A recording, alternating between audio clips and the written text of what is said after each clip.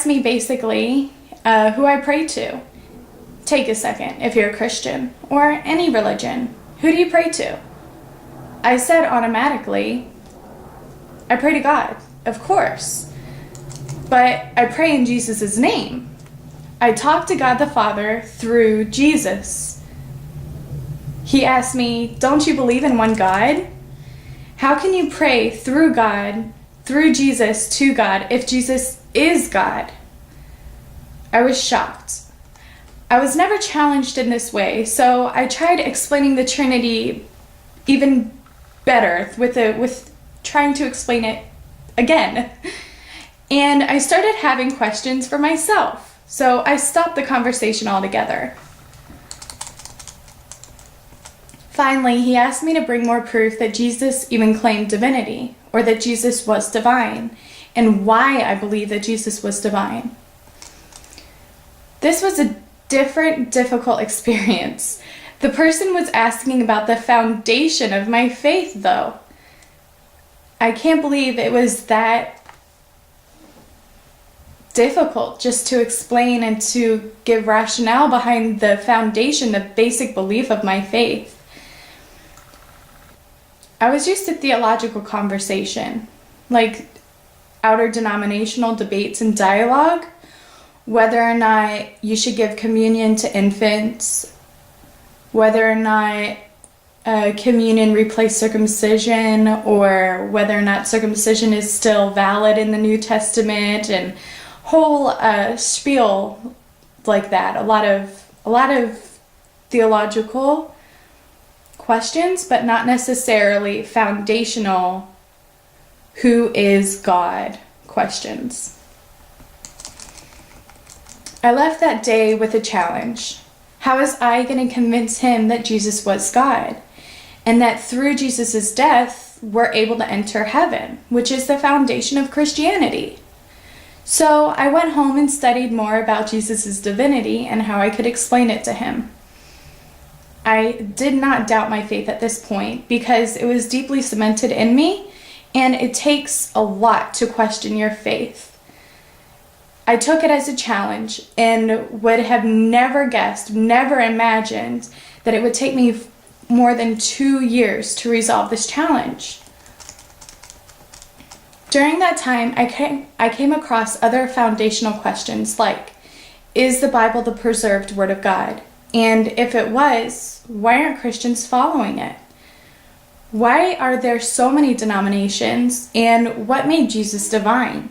And many, many more. Those and other questions are the kind I will, inshallah, if God wills, be answering in the following videos. I still wanted to convert this person. Of course, I never doubted my faith, like I said at this point.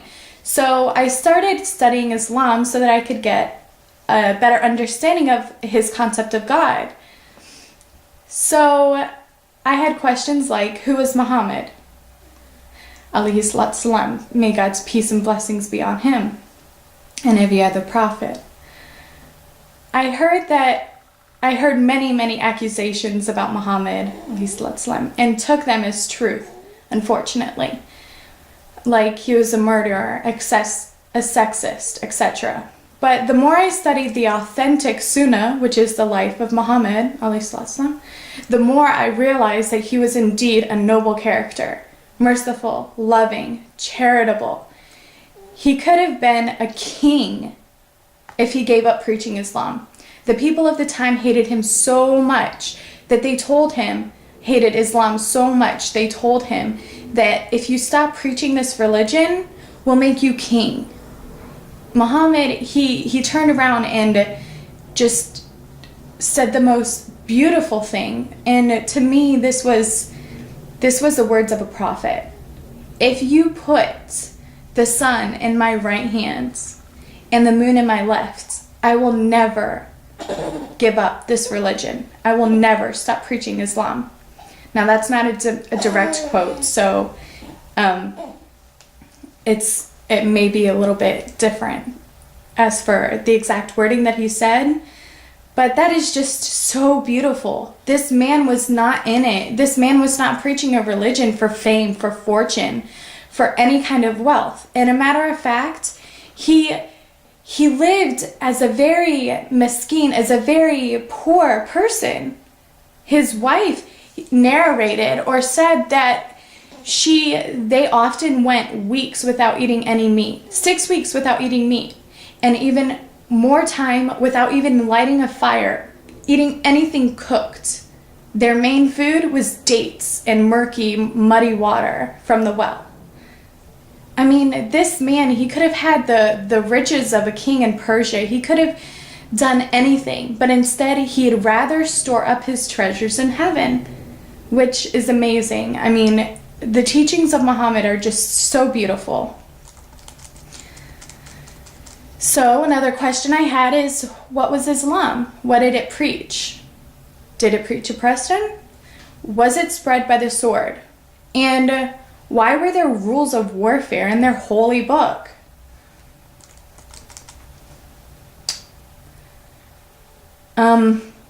Those are all past prejudices that I had from before.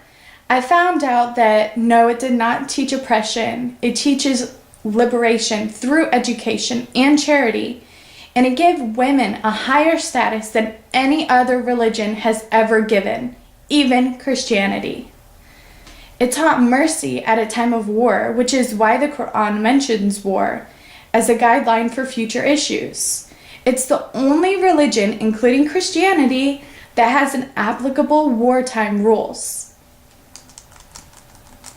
Islam is not just a religion, it's a complete way of life.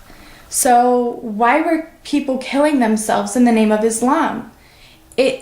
Islam teaches you to think logically, to bring your proof if you are truthful. So I didn't understand why people are blowing themselves up and saying that they're doing it for Islam. The Quran says, whoever kills an innocent human being, it shall be as if he has killed all of mankind. And whoever saves the life of one, it shall be as if he saved the life of all mankind. That's the Quran in 5:32. Also, it says that if they incline to peace, so must you also incline to it, and trust in God, for He hears and knows all. So if somebody inclines to peace, you must incline to it. So there's a lot of perverted thoughts about Islam, and that's because I believe the media picks and chooses what they like to portray of it. So may God give you knowledge, and may God give you strength to sift through the truth from the evil and the darkness.